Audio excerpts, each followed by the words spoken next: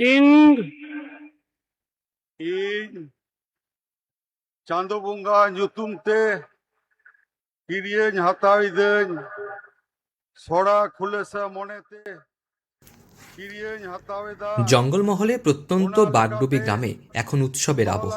কারণ রানীবাঁধ বিধানসভার বিজেপি বিধায়ক ক্ষুদিরাম টুডু রাজ্যের নতুন বিজেপি সরকারের মন্ত্রিসভায় পূর্ণ মন্ত্রী হিসেবে স্থান পেয়েছেন।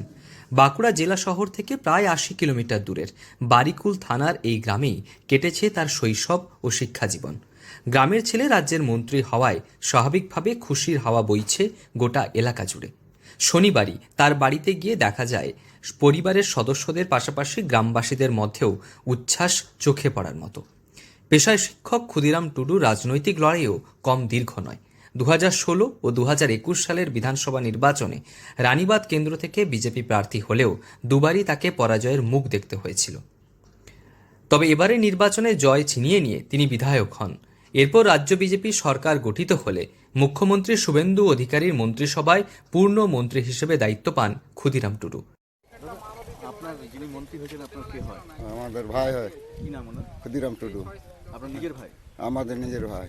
হ্যাঁ। তো এই যে রাজ্যের মন্ত্রিসভায় উনি স্থান পেলেন, কতটা খুশি আপনার? আমাদের অনেক খুশি। হ্যাঁ। এই যে থানালে এইখানে লেখাপড়া শিখেছি, আমি শিখেছি, মা বাবা তখন মরে গেছে।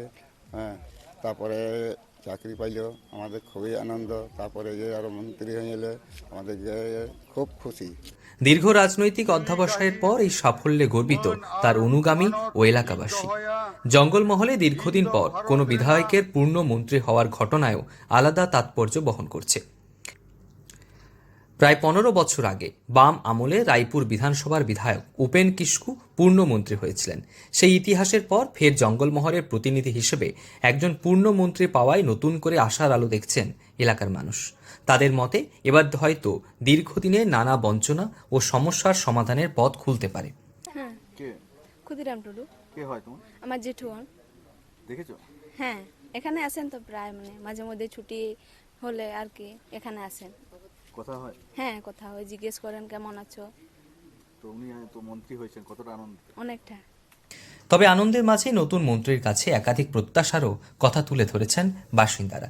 স্থানীয়দের অভিযোগ, এখনও এই অঞ্চলের স্বাস্থ্য পরিষেবা, পানীয় জল, শিক্ষা পরিকাঠামো এবং রাস্তাঘাটের উন্নয়ন যথেষ্ট নয়। পাশাপাশি পড়ুয়াদের বড় সমস্যা দুর্বল মোবাইল নেটওয়ার্ক ও ইন্টারনেট পরিষেবা। অনলাইন পড়াশোনায়ও বারবার সমস্যা পড়তে হওয়ায় নতুন মন্ত্রীর কাছে দ্রুত এই সমস্যাগুলোর সমাধানের দাবি তুলেছে গ্রামবাসী ও ছাত্রছাত্রীরা। বাঁকুড়া থেকে নীলাঞ্জন ব্যানার্জির রিপোর্ট, লোকাল 18 বাংলা।